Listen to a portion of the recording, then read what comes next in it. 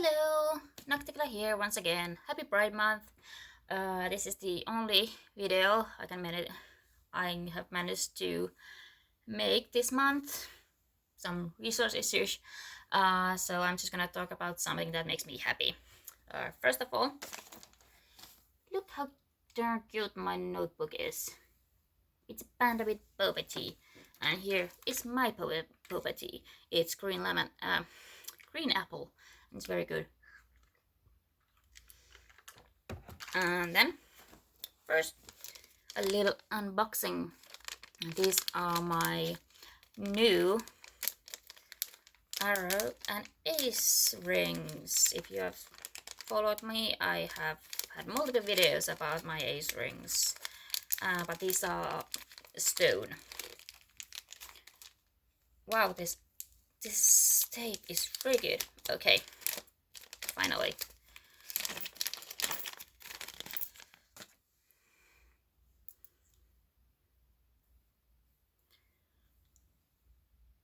I love this.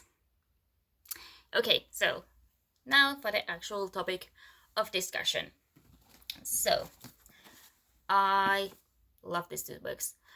This is Kamilah Cole's Divine Traitors duology, So Let Them Burn, and this ends in Embers. I read this both within a year. The first one came in 2024, and this one in February of 2025. And so I stumbled into them because I very much wanted to get some new demisexual books. And it so happened that this one was available at the bookstore I was in, and I love this cover, so absolutely really wanted to get this. And I also read what I read from the author and some other reactions. It seemed like good. I like the writing style, and it seemed like I would be liking the demisexual representation. And then this one, I actually showed that I got this from one of my earlier videos, probably the ironic arrow titles.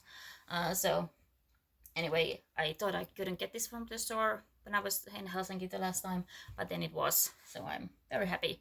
And I read this within a course of, I don't know, something like 6 months, which is very good for me because I'm very slow reader usually, or at least often. So I very much enjoyed both of these books. For very many reasons. Like recently, books that I've liked. I feel like they have like the interesting mythology or interesting concept or interesting hook to them. But then they don't actually follow through on that with the world building. I thought the world building and the mythology of these books was very good, and I very much enjoyed that. I have a one nitpick, which is basically big spoilers. The Grey Saint is too many things, but none of the things that he is are the ones he's supposed to be. I can explain that if you ask me in the comments. But so that was my main issue, and it was kinda niggling me. But mostly, I like that there's dragons, both biological and mechanical dragons, and then there's different types of mythologies and different types of like religions or worldviews, and they are all real, and I enjoyed that. I thought that was an interesting angle, and I thought the world, this map is really cool. So I liked how it works, like geographically. So I very much enjoyed reading about this world, and I would love to read more set within this world. Basically, this book series starts 5 years after the War of the Revolution, Independence War of San Erie, which is basically an island based on Jamaica, and they got their independence from the Langlish, which is one of the empires on the nearby continent, and it's basically the English. So If you want a bit more in depth on the world building and stuff like that, I recommend Reads with Rachel. She has a video where she compares the dragons to the ones in Fort Wing. She gets into more that aspects of the books or the first book. So I can recommend that because I'm not getting too much into the nitty grittiness of the world building. Just like I very much enjoyed reading things set in this world, and it has different mythologies that work for me. So that was a lot of fun. And then I also enjoyed that this is a queer normative world. Did I explain? Okay, so this is about Farron Vincent, who is 17. She's like a child Empyrean, which is like the superpowered saint of San Erie. And she was instrumental in getting San Erie independence. And then there's her older sister Elara, who was 18, and she's very protective of her sister. This is gonna be rambly because I don't know what I'm not quite sure what I'm gonna be saying, all the things I will be saying in this video.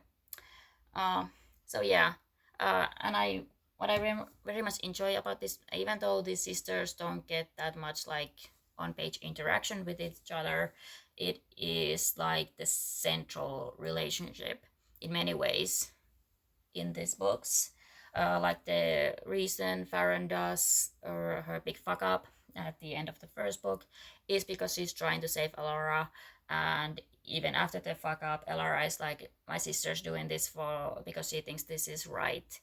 And even though they are separated for different reasons in both books, their love for each other and their relationship is foundational to these two books, and I very much appreciate that. I think I was talking about, so this is also a queer normative. So Elara is a lesbian. Doesn't use the term, but that's the equivalent. If I look very fuzzy, it's probably because of natural lighting.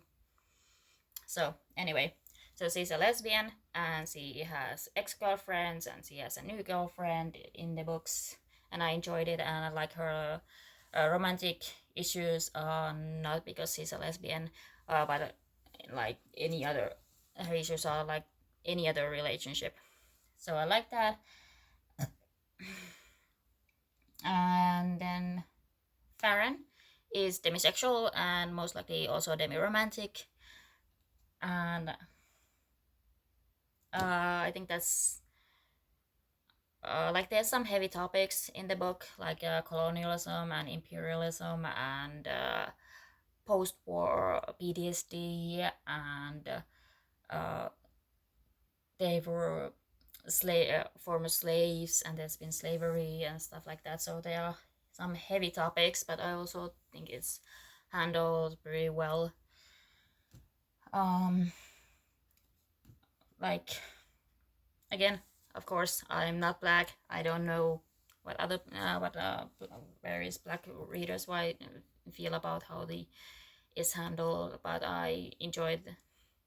I hate saying enjoyed, but I thought it was well handled, given the heavy subject without getting into without being too depressing. And I don't know if it should be depressing when you're talking about this, but like I thought everything is well handled. I will say that like the end of the second book, it's a bit abrupt, maybe in some ways, but overall, everything about these books, mostly, I very much enjoyed. Now I wanna get into the real nitty grittiness of talking specifically about Farron and her demisexuality and demi-romanticism.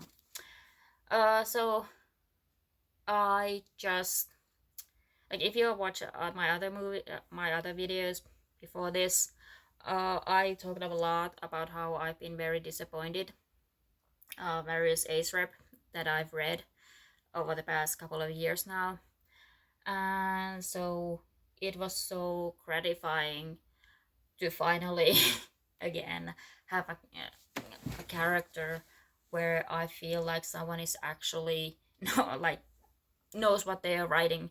That sounded a bit mean, but like I have had so many issues recently with uh, all types of ace rep. Unfortunately, all the relationships.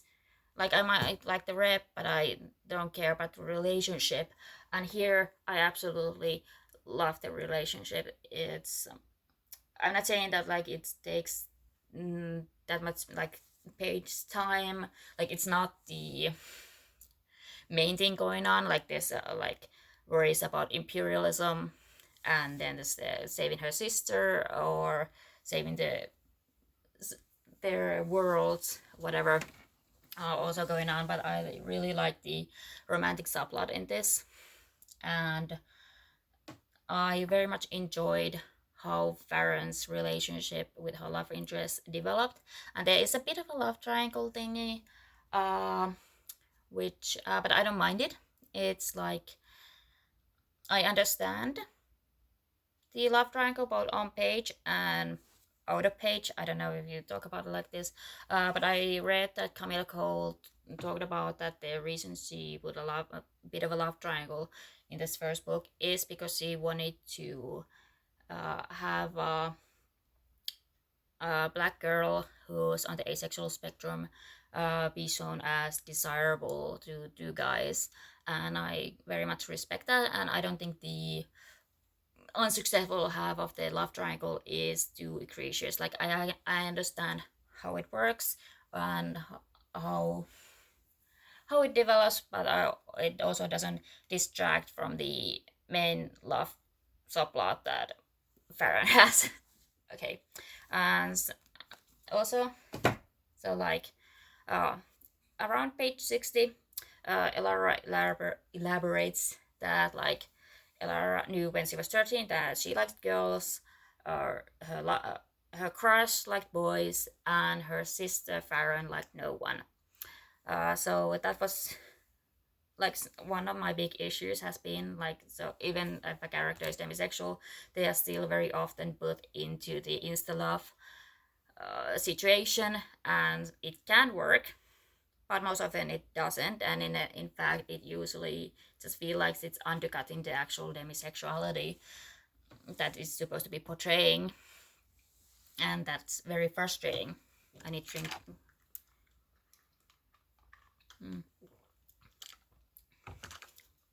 Too many boobas in my mouth right this moment. So yes, so I've been very frustrated by most demisexual representation that I have been reading. So the fact that this book starts out from the perspective that Farron, as a 17-year-old, is pretty much in the aro&ace mode, which like same, same. That she needs time to develop a friendship first, and then a romantic interest in her love interest.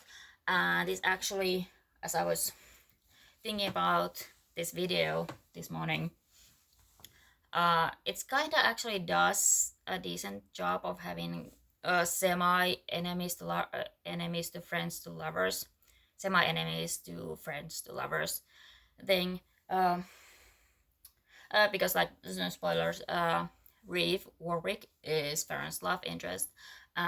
Reeve was from the Langlist side of the war, and he like defected, and his parents are actually like bigwigs in the Langlist Empire, but he like disowned his family and his people and came to live in San Erie because he felt like that was the right thing. But still, Farron didn't trust him, even though Reeve became Elara's best friend.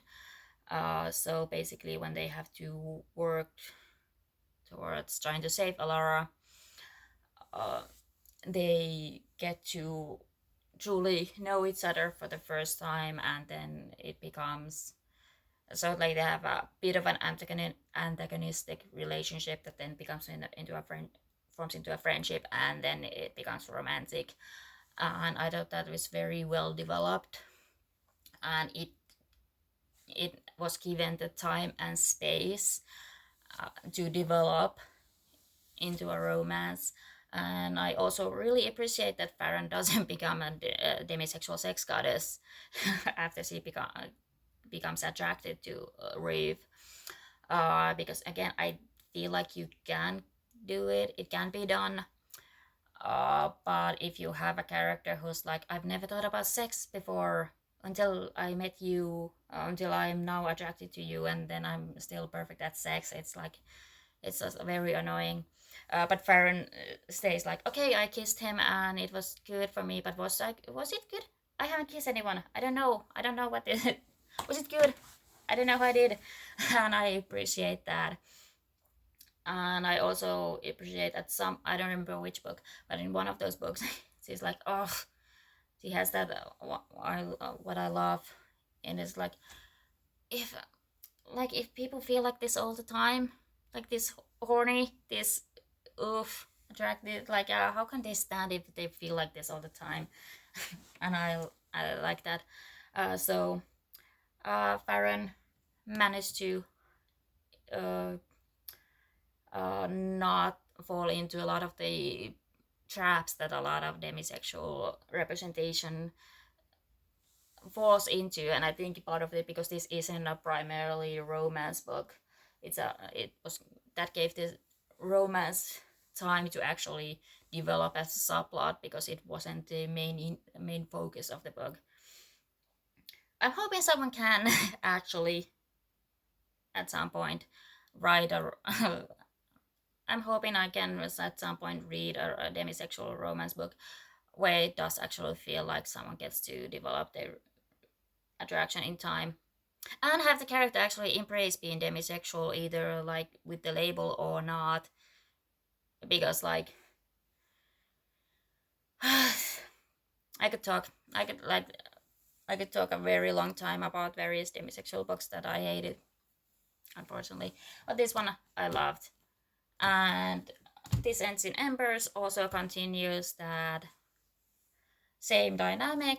Reeve is, for a time, most of the book is out of commission, but it still keeps Farron demisexual. Like, okay, I'm still only interested in Reeve, and like, there's its own complications in this second book, but it's still only towards Reeve. And yeah, it was very well done. I very much enjoyed this, and it makes me it makes me happy to finally have something where I'm actually invested, where I like the demisexual rep, and I'm invested in the romance itself, and it ends pretty well, and I enjoyed that. So yeah, I love these books. I like Farron. I love Elara and Farron's sister relationship, and I also like Elara. And her romance is a bit more, it's more quick development than that I like, but I also understand it. So yeah, I very much highly recommend these books. And but there are a couple of things that I've seen about other people, how they have reacted to Farron's demisexuality. And one is the annoying, but she's only 17. How can she know? Why? Maybe she's just a little bloomer. I didn't really think this is demisexuality. And it's like, it's very, very annoying, because like the book around like page 60, 63, like I said, it establishes that like Elara was about 13 when she had her first full-blown proper crush on someone, and she's had multiple crushes since then. And at that same section, Elara makes it clear that like, my sister's not interested in anybody, and hasn't been for 17 years, even though like I've had like 5 years of being properly like in the dating world and stuff like that. And so it's really annoying, because the books, like, this isn't just Farron being a late bloomer or anything like that. It's like, she's a fully functioning 17-year-old. She's not a late bloomer. She's demisexual, And because again it's only Reeve, she doesn't just like, oh, I'm suddenly full of hormones and I'm attracted to other people. Like this kind of a bit with the other dude in the love triangle, but it's a bit more complicated. So like it's not like the book makes it clear that people can become attracted pretty young, and like sure, like if you're 17 and maybe you are a late bloomer, I'm not necessarily saying that you can't be, but I think the book made a very clear case that Farron is demisexual, not a late bloomer. And it's annoying that someone like, I don't buy into the demisexuality young. Sorry. um,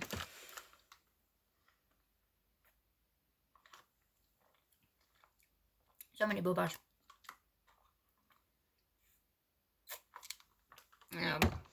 And then one final thing. So I saw someone who was reading a book, got in around page 63, and it's like, oh, Farron is aro&ace. That's great. That's what I want. And then I was off put by the way that she then became attracted overtly to Reeve and kind of to the other guy.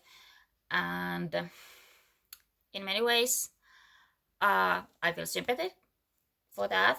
It sucks that if you are reading something and you are being and you think that it's gonna be one thing and then it isn't, it sucks. That happens all the time with a demi-romantic rep. Like so many characters. Oh, this character is demi-romantic. No, they're not. Yeah.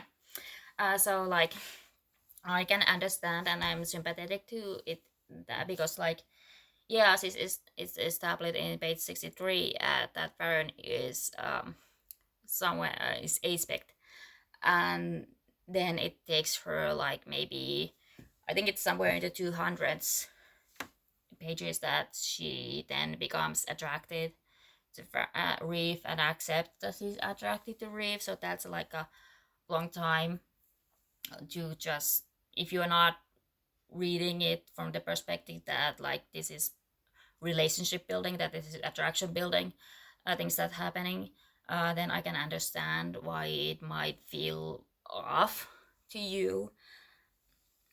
Uh, but also like that's what being demisexual is. That's demisexuality, and like I've so many books they do that there's like instant attraction, or there's like uh, everything is constantly written immediately from a point of attraction, even if that character is not supposed to be attracted to the other character yet. Everything is just, I think I talked about it, like people smell each other a lot when it comes to like, basically if you are writing about someone who specifically analyzes someone's sense in a positive way, then that's, you are writing attraction, and that shouldn't exist if you are writing a demisexual character. It shouldn't be immediately happening, but it often is. So like if you are expecting something and then it turns out to be something else, I can understand that frustration and that disappointment. And I have personally bought things basically just because someone says, like, I might read the synopsis and like, this is script. I bought that a lot of times. um uh but like I didn't do that for this. Like I checked the writing and everything. I did more diligence with this, and like that's the thing. These books are very specifically promoted and talked about as Elara Sapphic, Farron is demisexual, and demi-romantic. That's how they are talked about.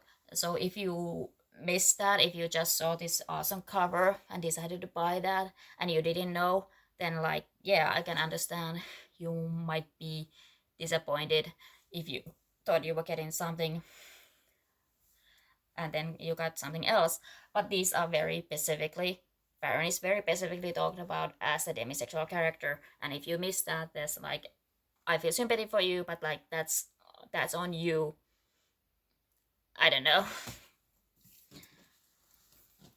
Like it's just, it kind of annoys me, and especially because like I don't know, uh, like sometimes other times it does feel like people are like, oh, it's just demi rep, or like they don't actually like, so I don't know. Sometimes people just push demi rep but they don't actually do anything with it. Like I have a full unreleased rant about Dear Wendy, and I'm just gonna say, the demisexual best friend character, it doesn't really matter. It's just DM, and she never ever says anything about being demisexual herself. And I think it was Sophie's friend, and Sophie herself doesn't truly treat her as demisexual. And then there's the other demisexual character who's for some reason is like, micro labels are bad, when that character that has nothing but micro labels. And so like, so yeah, lots of demi rep is bad. Unfortunately, a lot of demi rep is bad. So when I get something that's good like this, and someone complains that it's not aro&ace rep when it's never meant to be aro&ace rep, it's just a demisexual character, a demi-romantic character, starting from the point of view of being aro&ace because it's an a spectrum because it's an a spectrum identity. Like you can relate to a demisexual character while being ace yourself. So like, I don't know. I have some sympathy, but also like it's not like you weren't tricked into reading about demisexual character. It's you just miss the relationship development. Yeah. I wanted to write. I wanted to do a positive video, and now I had to stop. Oh yeah. Like I also have an AO3 with the same name, Nocticola, and I wrote a fake based on the set within the epilogue of the second book, where Farron comes out as demisexual to her sister. Essentially, they both don't exist in the same way in that world. So maybe check it out. All my other fakes, I have over 100 fakes that are under the label of asexual or aromantic. Yeah, so happy rest of Pride Month. Oh, and by the way, if you can you see this? This is by Tove Jansson, the bisexual creator of the Moomins. And yes, she was bisexual. She actually identified as one. So, yeah. Happy rest of Pride Month. Read this. They are demisexual and demi-romantic and sapphic if you want. And it has a good romance and not too bad love triangle. So, yeah. Bye!